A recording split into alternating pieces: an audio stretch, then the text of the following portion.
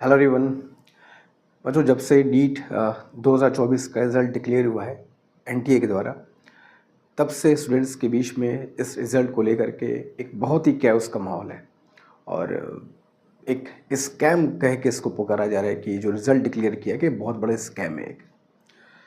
अब इस डाउट को, इस क्वेश्चंस को क्लियर करने के लिए एनटीए ने एक प्रेस रिलीज़ कुछ दिन पहले अपना रिलीज़ किया। अब उसमें काफ़ी चीज़ें उन्होंने बताई कि किस बेसिस पर ये रिज़ल्ट डिक्लेयर किया हुआ है और क्या क्वेश्चंस हैं। उनके डाउट्स को, बच्चों के डाउट्स को क्लियर करने की कोशिश उन लोगों ने किया, मगर फिर भी अभी बहुत सारे डाउट्स हैं, बहुत सारे क्वेश्चंस हैं। उनको लोग कुछ बच्चों का तो ये भी कहना है कि इस उनके एक्सप्लेनेशन से उनका डाउट्स, उनका कन्फ्यूज़न और ज़्यादा बढ़ गया है।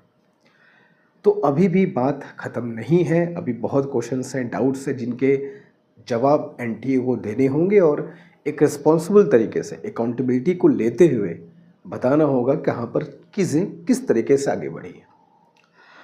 अब इस वीडियो को बनाने का देखो 3 हमारा पर्पस है। सबसे पहला पर्पस कि जो भी इसमें चीज़ें हुई हैं, जिस तरीके से रिज़ल्ट डिक्लेयर किया गया है, उसके पूरे प्रोसेस को और बेहतर तरीके से, ट्रांसपेरेंट तरीके से बच्चों के सामने लाया जाए। उनके जो और डाउट्स अभी हैं, जो भी कन्फ्यूज़न है, उसको दूर किया जाए। और अगर कहीं पर भी कोई भी मिस्टेक है एनटीए के द्वारा, तो तुरंत उसको एक्सेप्ट करते हुए उसको जिस तरीके से ठीक कर सकते हैं, अगर पॉसिबल हो तो जो मार्क्स हैं, जिस बेस से मार्क्स दिए गए हैं, उसको रीमार्किंग करना हो तो वो भी करें। लेकिन अगर इसके में कहीं भी कोई मिस्टेक है तो उसको एक्सेप्ट करना बहुत ज़रूरी है। तो ये तो एनडीए की बात हो गई कि अपनी रिस्पॉन्सिबिलिटी को देखते हुए, थोड़ा और रिस्पॉन्सिबल होते हुए चीज़ों को सामने लेकर गया। दूसरी बात कि बच्चों से भी है कि हमें जो भी प्रॉब्लम्स है, कन्फ्यूज़न है, जो भी हमारे क्वेश्चंस है, हम उनको एक प्रॉपर चैनल के थ्रू रेज़ करें और कोशिश करें कि ये अनरेस्ट का माहौल ना बनाए, एक कैओस का माहौल ना बनाए। जो भी हमारे प्रॉब्लम्स हैं उसको हम पहुंचाएं एक प्रॉपर तरीके से। कोई भी वायलेंस नहीं, कोई भी कैओस नहीं, कोई भी अनरेस्ट का माहौल क्रिएट नहीं करना है, इससे बचना चाहिए हमको। तीसरी चीज़ टीचर्स के लिए भी है।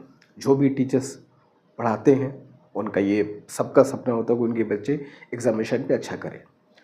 तो अगर कहीं भी प्रॉब्लम होगी उनके साथ, तो टीचर्स बिल्कुल आगे आते हैं, आ भी रहे हैं, जो कि बहुत अच्छी बात है। मगर थोड़ा सा रिस्पॉन्सिबिलिटी वो भी दिखाएं कि बच्चों में पैनिक क्रिएट ना करें, उनके साथ खड़े हों, उनके जो डाउट्स हैं उनको वो आगे बढ़ाएं। कोशिश करना है कि बच्चों में पैनिक क्रिएट ना होने पाए। तो ये 3 चीज़ें हमको देख करके चलनी है और जो भी चीज़ें गलत हुई हैं उसके अगेंस्ट में हम लोग देखेंगे, वॉइस रेज़ करेंगे और जो भी चीज़ें हैं उसको हम लोग सही समझने की कोशिश करेंगे। अब जो एनटीए ने अपनी प्रेस रिलीज़ दी कुछ दिन पहले, उनमें पॉइंट वाइज उन्होंने बताया था कि किस किस जो डाउट्स हैं बच्चों के, उनके उनके पीछे क्या उनका एक्सप्लेनेशन उन्होंने दिया था। मगर उस चीज़ों को पढ़ने के बाद भी अभी भी एनटीए बच के नहीं निकल सकता। ऐसी बहुत सारी चीज़ें हैं जो फेयर नहीं हुई हैं, जिनका उनको आंसर ज़रूर देना पड़ेगा। और सिर्फ एनटीए को नहीं, काउंसिल को भी देखना पड़ेगा कहाँ मिस्टेक हुई। अगर एनसीईआरटी के जो edition, old edition, new edition में जो चेंजेस हुए हैं, जिस डिफरेंस के वजह से फिजिक्स में क्वेश्चन के बारे में बात हो रही है, आखिर वो डिफरेंसेस आए कहाँ से। काउंसिल को भी रिस्पॉन्सिबल होना पड़ेगा इस चीज़ के लिए। तो एक एक करके जो भी पॉइंट्स थे उन पॉइंट्स को समझते हैं और बेसिकली यहाँ पर 3 पॉइंट्स तुमको बताऊंगा। उन 3 पॉइंट्स को बहुत ध्यान से समझना बहुत ज़रूरी है और देखना होगा मिस्टेक कहाँ पर पे है। जहाँ पर मिस्टेक है हमको वहाँ पर बात करनी है, अननेसेसरी का कैओस नहीं क्रिएट करना है। ये सबसे रिक्वेस्ट है, स्टूडेंट से भी, टीचर से भी, सबसे रिक्वेस्ट है। तो एक एक करके देखते हैं कि क्या जो पॉइंट्स हैं उन पॉइंट्स पे हमें क्या समझना है और कहाँ वॉइस को रेज करना चाहिए।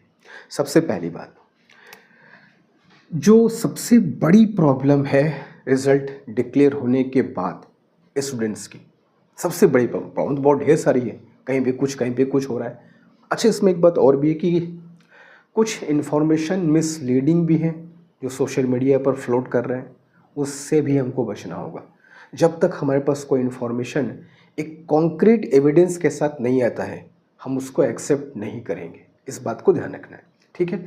तो मेक श्योर कि हम जब कोई इन्फॉर्मेशन मिलती है तो उससे क्रेडिबिलिटी को चेक करने के बाद ही हमको उसको कहीं पर फॉरवर्ड करना है। तो सबसे जो बड़ी प्रॉब्लम स्टूडेंट्स के बीच में आई है वो उनके रैंक को लेकर के आई है कि अनएक्सपेक्टेडली उन बच्चों के हाई रैंक आए हैं, बहुत हाई रैंक आ गए हैं जो कि एक्सपेक्ट नहीं करते। नीट एग्जामिनेशन में जितने मार्क्स के हिसाब से जो रैंक आते हैं उसके हिसाब से इस बार बहुत ज़्यादा अनएक्सपेक्टेड तरीके से हाई रैंक आए हैं। अब इसके पीछे रीज़न क्या हो सकता है? तो अब जैसे फॉर एग्ज़ाम्पल पहले 620 प्लस पे हमें जनरली गवर्नमेंट कॉलेज मिल जाता था। अभी 650 पर भी उसका पता नहीं कि मिलेगा कि नहीं मिलेगा। तो अब इसके पीछे क्या वजह हो सकती है? तो एनटीए ने इसके पीछे एक बहुत सिंपल सा वजह बताया है कि नंबर ऑफ कैंडिडेट्स जो एग्ज़ाम में अपीयर हुए लास्ट ईयर के कंपैरिजन में वो बहुत ज़्यादा इंक्रीमेंट देखने को मिला है। जैसे एग्जांपल मैं तुमको बताऊं तो 2023 में जो एनटीए ने प्रेस रिलीज़ किया है उसमें जो डाटा उन्होंने दिया है उसकी बात मैं करता हूँ। 2023 में जिन बच्चों ने नीट एग्ज़ाम में अपीयर हुआ था, अप्लाई कितने किया तो उसकी बात नहीं कह रहे, जो अपीयर हुए थे उनकी बात उन्होंने बताई है कि 20,38,596 ये नंबर ऑफ स्टूडेंट थे 2023 में जिन बच्चों ने नीट में अपीयर हुआ था। 20,38,596 स्टूडेंट्स। 2024 में जितने लोगों ने एग्ज़ाम में अपीयर हुए उनका कहना है कि जिन्होंने अप्लाई किया उनकी संख्या तो 24 लाख से ज़्यादा है। जो अपीयर हुए एग्ज़ाम में उनकी संख्या बताई गई है 23,33,297। ये डाटा नीट कह रहा हूँ एनटीए ने हम लोग को प्रोवाइड किया है।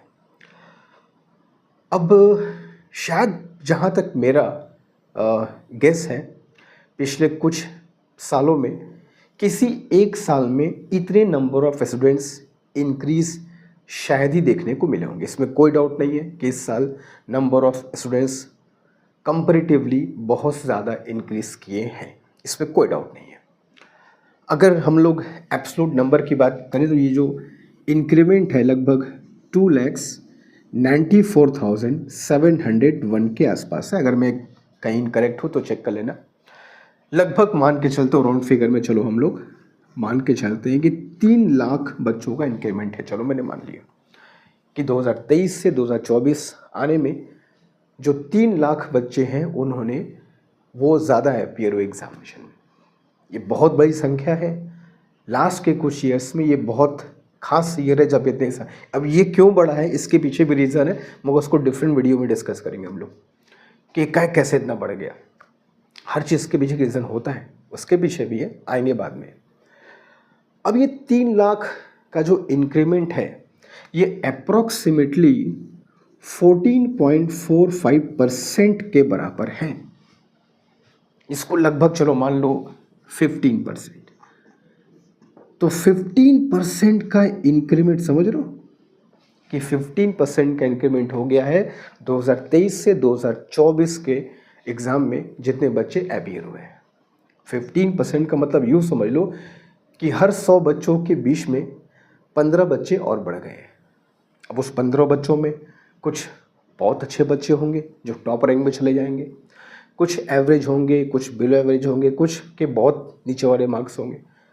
तो इन 15 बच्चों में अलग अलग कैटेगरी के बच्चे होंगे। तो अलग अलग, तो एनटीए ने इस बात को कहा है कि जो पूल ऑफ कैंडिडेट्स हैं वो बहुत ज़्यादा बढ़ गए, इसलिए जो रैंक है वो अनएक्सपेक्टेडली बहुत हाई चला गया है। ये उनका लॉजिक है कहने का।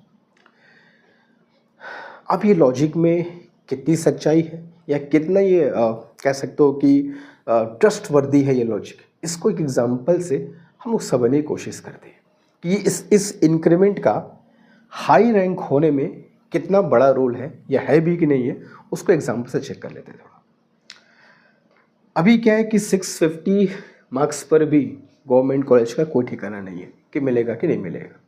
टॉप रैंक्स वालों को एम्स मिलेगा कि नहीं मिलेगा, इसका भी ठिकाना नहीं है। तो थोड़ा सा बात करते हैं उसकी। 650 मार्क्स पे इन जनरल लगभग 7000 रैंक आ जाती है। 7000 के आसपास हमें रैंक मिल जाती थी इसके पहले के एग्जामिनेशन में 650 मार्क्स होने पर। अभी 650 मार्क्स पर जो रैंक देखने को मिल रही है वो मिल रही है लगभग 30,000 के आसपास। तो जो अब तक 650 मार्क्स पे 7000 की रैंक मिलती थी, अभी वो इस रिजल्ट में 30,000 के आसपास जाकर के बैठ गया है। अब ये जो इंक्रीमेंट है, इसका मतलब कि 650 से 720 के बीच में लगभग 23,000 स्टूडेंट्स इंक्रीज कर गए। पहले के कंपेरिजन में इस साल लगभग 23,000 बच्चे बढ़ गए 650 से लेकर। और ये जो 23,000 है, ये किस रेंज में आएंगे? ये 650 से लेकर 720 तक के मार्क्स में ये 23,000 बच्चे घुसपैठ कर गए। और ये 23,000 बच्चे घुसपैठ कहाँ से किए? यही जो 3 लाख बच्चे इंक्रीज हुए हैं, उसी में से 23,000 बच्चे अगर माना जाए तो 650 में से 720 के रेंज में इन्होंने घुसपैठ किया है। अब इनमें से 650 से 720 में जो भी इनका रेंज हो, अब अगर इनका परसेंट निकाला जाए कि टोटल इंक्रीमेंट 3 लाख है और उसमें भी 650 के ऊपर 23,000 बच्चे बढ़ गए हैं, तो इनका परसेंट अगर निकाला जाए तो अप्रॉक्सीमेटली 7.8% के आसपास आता है। राउंड फिगर में जो उसको 8% मैंने मान लिया लगभग। तो अब ये हमको देखना है कि टोटल नंबर ऑफ बच्चे जो बढ़े हैं वो तो 15% है और जो इस रेंज में आए हैं वो 8% है। तो थोड़ा सा लॉजिक एनटीए का यहाँ पर पे बैठता हुआ देखो, जहाँ पे जो चीज़ सही है उसको सही बोलना पड़ेगा। हर चीज़ को हम लोग बिना लॉजिक के, बिना फैक्ट्स और फिगर के ऐसे नहीं कह सकते। तो अगर नंबर ऑफ स्टूडेंट्स में इंक्रीमेंट 15% है और इस रेंज में 7.8 से 8% के आसपास आ रहा है तो ठीक है, आधा तो है लगभग उसका। क्योंकि भाई जैसे तुम्हारा मार्क्स का रेंज बढ़ता जाएगा ये परसेंट और कम, क्योंकि हम मानेंगे कि 23 लाख में से ज़्यादा बच्चे तो एवरेज ही होंगे, टॉप रैंक में तो कम बच्चे होंगे। तो जाहिर सी बात है इस रेंज के ऊपर जो बच्चे होंगे इस परसेंट से कम परसेंट होंगे। अभी और बड़ा रेंज ले लिया जाए, जैसे 775 से 700, तो ये परसेंट और कम हो जाएगा। 700 से 720 ये परसेंट और कम हो जाएगा। तो एट फर्स्ट साइट ये जो एनटीए का एक्सप्लेनेशन है कि increase in number of student और हाई परफॉर्मेंस स्टैंडर्ड की वजह से रैंक इस बार ज़्यादा आई है, ये कुछ हद तक सही लगता दिखाई दे रहा है कि रैंक में जो इजाफा हुआ है उसके पीछे ये वजह है। अब इसके नीचे तुम आओगे 650-600 में तो ये परसेंट तुम्हारा और बढ़ जाएगा। तो ये जो 3 लाख बच्चे एक्स्ट्रा एंटर किए हैं वो हर रेंज में गए हैं। कुछ 700-720 के बीच में गए हैं, कुछ 700 से 675 के बीच में है, कुछ 675 से 650 के बीच में। हर रेंज में ये 3 लाख में से बच्चे गए हैं और इनके वजह से रैंक में बूस्ट अप देखने को मिल रहा है। तो फर्स्ट साइड तो ये बात सही लगती है, लेकिन अभी भी एनटीए को कोई क्लीन चिट नहीं है। अभी इनकी शैतानियाँ देखना बहुत बाकी है। अभी कोई क्लीन चिट नहीं है, बहुत गड़बड़ अभी इसमें आगे देखने को मिलेगा। ये तो इनका जो फर्स्ट एक्सप्रेशन तो उसकी बात हम कह रहे हैं कि कुछ ठीक लग रहा है ये बात ये, लेकिन ऐसे क्लीन चिट एनटीए को अभी नहीं दे रहे हैं। अभी इन्होंने बहुत गड़बड़ी करी है, उसकी बात भी करते हैं। अब हम लोग उसकी बात करते हैं कि जो सेकंड हमारी प्रॉब्लम है कि एकाएक 67 बच्चों के 720 मार्क्स कैसे आ गए। 720 मार्क्स का ऐसा है कि इसको मैं समझाने की तो कोशिश करता हूँ। तो चलो इसको समझते हैं कि 720 मार्क्स 67 बच्चे के जो आए हैं उसका एनटीए ने क्या एक्सप्लेनेशन दिया है और उस एक्सप्लेनेशन से हमें क्या देखने को मिलेगा और हम उसमें क्या क्वेश्चन कर सकते हैं और हमें क्या और चीज़ें पता होनी चाहिए, तो उसकी बात भी कर लें। अब जो दूसरी बच्चों में डाउट है वो ये कि एक ही साल में 720 नंबर पाने वाले बच्चों की संख्या इतनी ज़्यादा कैसे हो सकती है।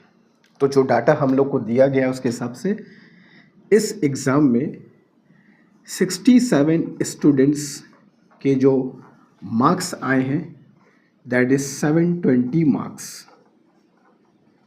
720।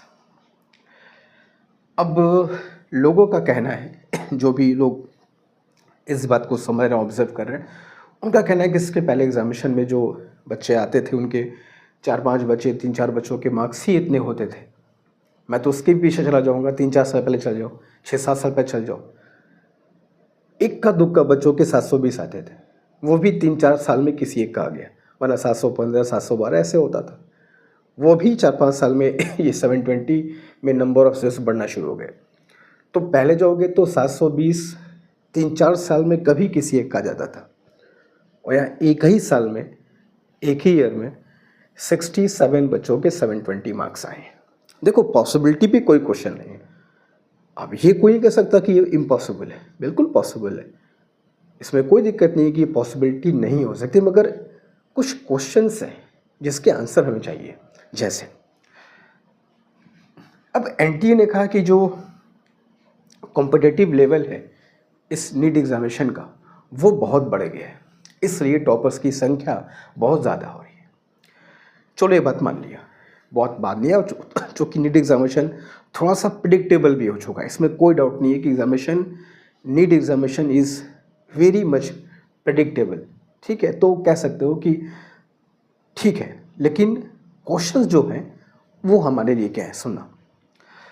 अब एनडीए कहता है कि इसमें से 44 बच्चे ऐसे हैं जिनमें एक क्वेश्चन जो फिज़िक्स में जिस क्वेश्चन को लेकर के कुछ डिस्प्यूट हुआ था और कुछ बच्चों ने उसके अगेंस्ट एक चैलेंज भी किया, लगभग इन्होंने कहा है कि एक फिज़िक्स में एक क्वेश्चन था जिस क्वेश्चन को लगभग 13,000 से ज़्यादा बच्चों ने चैलेंज किया, और उसमें क्या था कि उस फिज़िक्स सेक्शन में क्वेश्चन था जिसमें ओल्ड एनसीईआरटी और न्यू एनसीईआरटी के जो एडिशन हैं उनमें डिफरेंस होने की वजह से उस क्वेश्चन पे लोगों को एक्स्ट्रा मार्क्स दिए गए। उस एक्स्ट्रा मार्क्स के वजह से अब ये कैसे दिया है, तो उन्होंने एक बात कहा है कि जो सब्जेक्ट के एक्सपर्ट थे उनको देखा गया, उनसे बातचीत किया गया, तो उन्होंने पाया कि भाई इस क्वेश्चन में 2 ऑप्शन सही हैं, दोनों ऑप्शन सही हैं। तो अब जिन्होंने इसको चैलेंज किया था, जिन्होंने अटेम्प्ट किया होगा, उनके हिसाब से उनको मार्क्स दे दिए गए। तो जो 44 बच्चे हैं 67 बच्चों में से, उनको 720 मार्क्स इस बेस पर उनके आ गए कि वो जो एक क्वेश्चन था जिसके 2 ऑप्शन सही हो गए थे, उसके वजह से जिन्होंने उसको अटेम्प्ट किया था उनको ये मार्क्स मिल गए और 44 बच्चे 720 तक पहुंच गए। अब जैसा कि मैंने कहा था कि कोई एक स्टूडेंट है, कोई एक बच्चा है जिसने देखा इस बात को कि इसमें दोनों ऑप्शन सही हैं, उसने इस चीज़ को देखकर क्वेश्चन को स्किप कर दिया, उसका क्या होगा? तो उसके तो कुछ नहीं होने पाएंगे। तो इस क्वेश्चन के जो 2 ऑप्शन से मिस्टेक थे, उस मिस्टेक के वजह से जिनका नुकसान हुआ उनके साथ कंपनसेशन कैसे होगा? तो ये एक क्वेश्चन है जिसका एनटीए ने जवाब नहीं दिया है, और यहाँ पर पे बिल्कुल रिस्पॉन्सिबल होना पड़ेगा एनटीए को, बताना होगा कि ये चीज़ कैसे हुई, इसको और ठीक कैसे किया जा सकता था। दूसरी चीज़ किस मैंने कहा कि काउंसिल भी इससे बच नहीं सकता।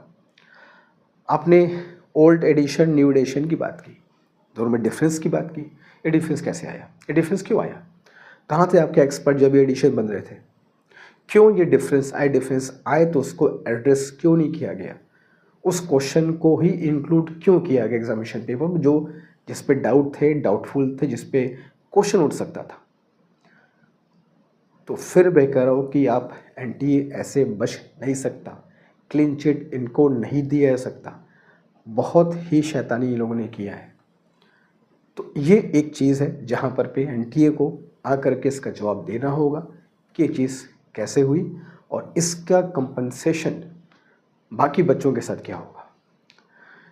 तो 67 में से 44 बच्चे तो वो हो गए जिनके एक उस क्वेश्चन की वजह से मार्क्स बढ़ गए। अच्छा एक बताओ, ये मार्क्स जो भी बढ़े होंगे एक क्वेश्चन के हिसाब से, जितने मार्क्स बढ़े होंगे एक क्वेश्चन के हिसाब से ज़्यादा मार्क्स तो बढ़े नहीं होंगे, यानी कि 44 बच्चे इस एक मार्क्स एक क्वेश्चन के बढ़ने से पहले भी अच्छा खासा मार्क्स पाए होंगे, 715 716 नंबर पाए होंगे। तो ये भी संख्या कम नहीं है, 44 बच्चे भी अगर उस रेंज में हैं तो भी बहुत बड़ी संख्या है। तो लेकिन चूँकि पहले कह दिया कि एग्ज़ामिनेशन की प्रेडिक्टेबिलिटी हो जाने की वजह से, और कह सकते हो कि नंबर ऑफ़ कैंडिडेट्स बढ़ जाने की वजह से हम एक्सेप्ट कर सकते हैं कि चलो उस रेंज में नंबर ऑफ स्टूडेंट्स बढ़ गए थे। मगर ये जो तरीका अब तैयार किया गया ये तरीका क्वेश्चनेबल है। फिर कहा कि 6 बच्चे ऐसे थे, ये तो सबसे ज़्यादा जिस पर बवाल हुआ है वो यही वजह है।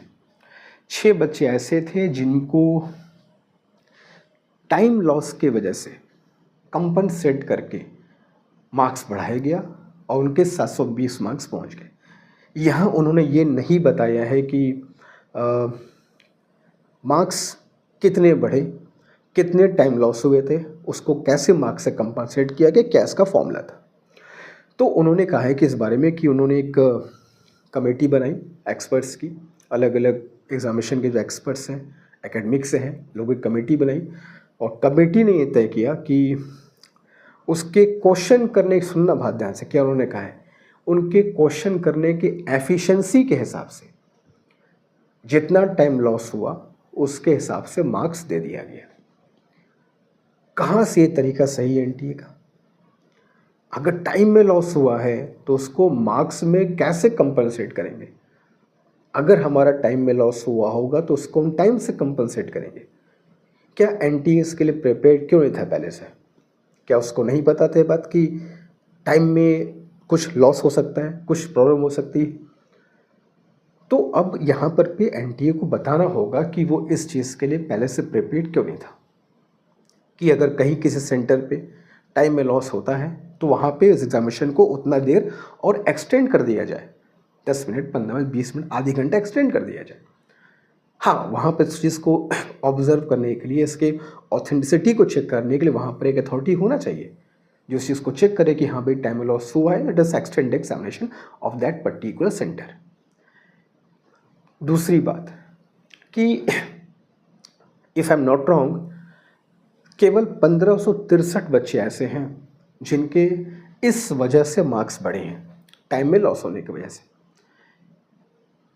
किसी सेंटर के बच्चे, फॉर एग्जांपल कोई दूसरा सेंटर है जहाँ पर टाइम में लॉस हुआ होगा मगर उन्होंने कंप्लेन नहीं किया। ऐसे बहुत सारे बच्चे हैं जिनको पता भी नहीं कि एक याचिका भी होती है, रीट भी कुछ होता है जिसको हम दाखिल करके इस कंपनसेशन को ले सकते हैं। इतने बच्चे अनअवेयर हैं। क्या नीट को, क्या एनटीए की बात नहीं पता है? हर बच्चे इतने अवेयर नहीं। ऐसे बहुत सारे सेंटर होंगे जहाँ पे टाइम लॉस हुआ होगा मगर उन्होंने कुछ नहीं किया, उन्होंने उसको एक्सेप्ट कर लिया, लेट इट बी। तो लेकिन हमें तो रिस्पॉन्सिबल होना पड़ेगा। अगर किसी सेंटर पे बच्चों को रूरल एरिया में इन बातों को नहीं पता कि वो टाइम के साथ कंपनसेशन करके मार्क्स ले सकते हैं, तो हम क्यों ना उनके साथ खड़े हों और वहीं पर उनके टाइम के लॉस को टाइम से कंपनसेट करें। हम क्यों इस बात का वेट करें कि कहीं पर टाइम का लॉस होगा तो वो रेट दाखिल करेगा तो हम उसको कंपनसेट करें? क्यों इस चीज़ को आने दें हम? Highly irresponsible from NTA at this place. ये गैर जिम्मेदाराना तरीके से इनका जो तरीका है इसको एक्सेप्ट नहीं किया जा सकता। तो जिन भी बच्चों के मार्क्स बढ़े हैं उनसे कोई क्वेश्चन नहीं है, उन्होंने मेहनत किया, उनके मार्क्स मिलने चाहिए से, मगर तरीका जो एनटीए तैयार किया वो सबके लिए इक्वल नहीं है। इससे बच्चों में बहुत दिक्कत होगी।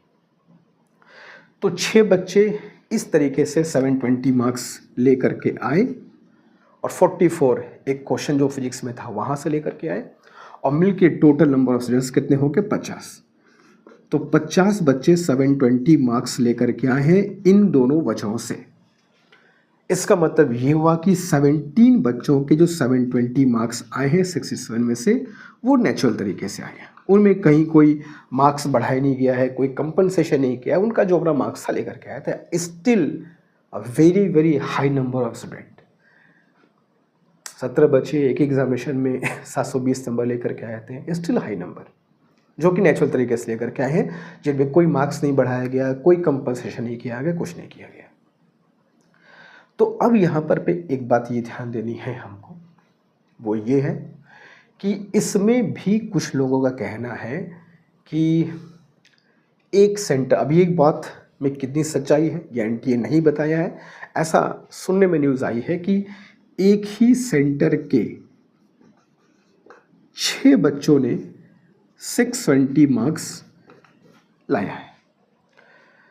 अब ये एक सेंटर के 720 मार्क्स, एक ही सेंटर के जहाँ पर अगर ये हैं तो इस पर हम लोग क्वेरी कर सकते हैं। ऐसा नहीं कि पॉसिबिलिटी नहीं, बिल्कुल पॉसिबिलिटी आ सकता है। 6 क्या 10 बच्चों का, 20 बच्चों का आ सकता, जो बढ़ेगा उसका आएगा। लेकिन इसको अगर किसी भी बच्चों को डाउट है, किसी को भी अगर कुछ प्रॉब्लम है और ये चीज़ फेयर अगर है तो उसका एक बार चेक हो जाना चाहिए, कोई दिक्कत नहीं है। और अभी पता चला कि किसी एक कोचिंग के, किसी कोचिंग इंस्टीट्यूट के 26 बच्चों के 720 मार्क्स आए हैं, जहाँ पर वो दिन था कि कभी 3-4 साल में बाद एक बच्चे का 720 मार्क्स आया था, तब वहाँ एक ही कोचिंग इंस्टीट्यूट के 26 बच्चों के 720 मार्क्स हैं। आ सकते हैं, इसमें कोई क्वेश्चन नहीं है, मगर अगर फेयर है तो चेक करने में क्या ही दिक्कत है, कोई दिक्कत नहीं है। अच्छे से चेक हो जाए, सबको संतुष्टि मिल जाए, सबके क्वेश्चंस डाउट क्लियर हो जाए, जो कैओस है, अनरेस्ट है, वो ख़त्म हो जाए। तो इस चीज़ को हमको देखना होगा कि ये जो 720 मार्क्स के पीछे जो क्वेश्चंस उठ रहे हैं उसको एनटीए कैसे एड्रेस कर सकता है, और ये जो तरीके लिए गए थे इस पे क्वेश्चनेबल है, इस पे क्वेश्चन किया जाना चाहिए, और आगे से एनटीए को इस तरीके को बिल्कुल उखाड़ के फेंक देना चाहिए। तरीका दूसरा हो, टाइम का कंपनसेशन टाइम से ही हो, मार्क्स से नहीं होना चाहिए। तीसरी चीज़ जिस पे बहुत बच्चों का डाउट है, पेरेंट्स का भी है, टीचर्स का, खुद मेरा भी है, वो है date of result. Date of result इस 4 जून। अब एनटीए ने इसका कहा कि भाई जल्दी क्यों डिक्लेयर कर दिया गया, तो एनटीए ने कहा कि भाई हम हर एग्ज़ाम जल्दी डिक्लेयर कर रहे हैं। जेई का फेज़ 1 भी जल्दी डिक्लेयर कर दिया, फेज़ 2 डिक्लेयर कर दिया बहुत जल्दी, नीट भी कर दिया, बहुत अच्छी बात है। किसी स्टूडेंट के लिए इससे अच्छी बात क्या हो सकती है कि एग्ज़ाम जल्दी हो जाए, रिज़ल्ट जल्दी डिक्लेयर हो जाए, बहुत अच्छी बात है, कोई दिक्कत नहीं है। लेकिन अगर रिज़ल्ट 4 के बदले 5 को डिक्लेयर कर दिया गया होता, 6 को कर दिया गया होता, तो क्या बहुत डिले हो जाता? 4 के बदले 6 कर देते, 7 भी कर देते, तो क्या ही फ़र्क पड़ जाता? कौन सा 2 दिन में डिले हो जाता? हो सकता है कि एनटीए का इंटेंशन बिल्कुल सही हो कि हमको अर्लीस्ट डिक्लेरेशन करना है, चलो मान लिया इंटेंशन पे कोई डाउट नहीं है, लेकिन इस डेट पर क्वेश्चन है। अगर इंटेंशन एनटीए का क्लियर भी है तो ये डेट रॉन्ग है। लेकिन आप इस बात पर क्यों नहीं अवेयर थे कि जिस दिन इलेक्शन का रिजल्ट आ रहा है, सारा मीडिया, सारा देश उसमें लगा हुआ है, उसी वक्त एनटीए नीट, जो कि इस देश के बहुत बड़े एग्जामिनेशन में से एक है, क्या वजह थी उस दिन इसको डिक्लेयर करने का? क्या इसको 1-2 दिन टाला नहीं जा सकता था? एक फालतू में आप ही ने मौका दिया बच्चों के बीच में डाउट्स क्रिएट होने का। अगर ये आप 6 को करते, 7 को करते, तो क्या बच्चों में डाउट्स आता मन में, उनमें कन्फ्यूज़न होता? तो कन्फ्यूज़न होने का, डाउट होने का, आपके ऊपर क्वेश्चन करने का मौका आप ही ने दिया है। एनटीए इस डेट को 2 दिन 3 दिन आगे बढ़ा ही देता तो क्या दिक्कत थी? तो इस चीज़ पर भी क्वेश्चन है कि क्यों उस डेट पर डिक्लेयर किया गया। अगर 2 दिन डिले कर ही दिया गया होता, क्या आफत आ जाती है? 6 करते, 7 करते, क्या दिक्कत था? तो इस क्वेश्चन का भी जवाब एनटीए को देना होगा। तो ये 3 बातें थी जो हमको समझनी हो कि पहले हाई रैंक बता दिया कि एनटीए का कहना है कि नंबर ऑफ सेट्स बढ़े थे, इसलिए हाई रैंक का है, जो कुछ हद तक लगता है कि हाँ जस्टिफाई कर सकते हो, जो कि तुमको डाटा से मैंने बता दें कुछ हद तक हो सकता है। दूसरा 67 बच्चों के 720 मार्क्स पर बहुत बवाल हुआ, तो मैंने कहा कि चलो एक बार मान लेते हैं कि नंबर ऑफ स्टूडेंट्स बढ़ गए, और एग्ज़ाम प्रेडिक्टेबल हो चुका है काफ़ी हद तक, और काफ़ी कॉम्पिटिटिव एग्जामिनेशन हो चुका है, तो एफर्ट बच्चों के बहुत अच्छे हो रहा है। पहले से बहुत अच्छे से प्रिपरेशन है, बहुत अच्छे तरीके बढ़ गए हैं, फैसिलिटीज़ बढ़ गई हैं। कह सकते हो कि मार्क्स आ सकते हैं 727 बच्चों के एक तरीके से।